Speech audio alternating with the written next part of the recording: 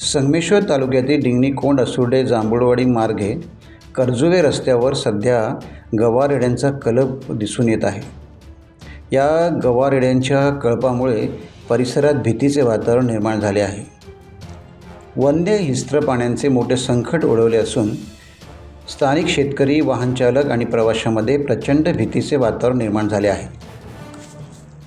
एरवी जंगलात वावरणारे नैसर्गिक अधिवासात राहून छोट्या छोट्या पशुपक्ष्यांची शिकार करून आपली उपजीविका करणारे बिबटे आणि गवारेडे आबालवृद्धांची भीती बाजूला सारून थेट मानवी वस्तीत आणि वर्दळीच्या मुख्य रस्त्यांवर मुक्त संचार करताना दिसत आहेत।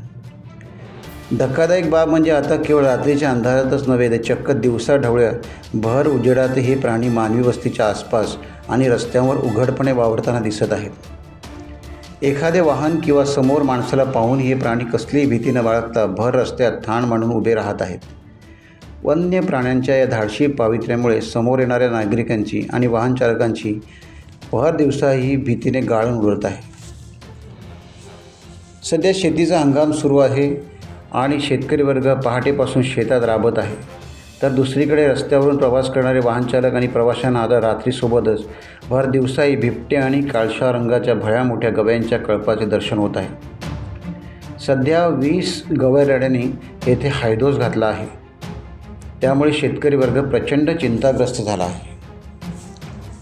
केवळ बिबटेच नव्हे तर गवारेड्यांच्या वाढत्या संख्येमुळे आणि त्यांच्या भरकटण्यामुळे अनेक गंभीर प्रसंग निर्माण होण्याची शक्यता आहे।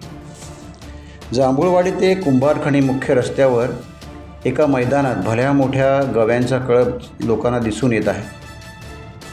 भर वस्तीच्या इतक्या जवळ आणि तेही दिवसाढवळ्या मोठ्या प्रमाणावर गवारेड्यांचा वावर असल्याने परिसरातील गावामध्ये घबराट पसरली आहे।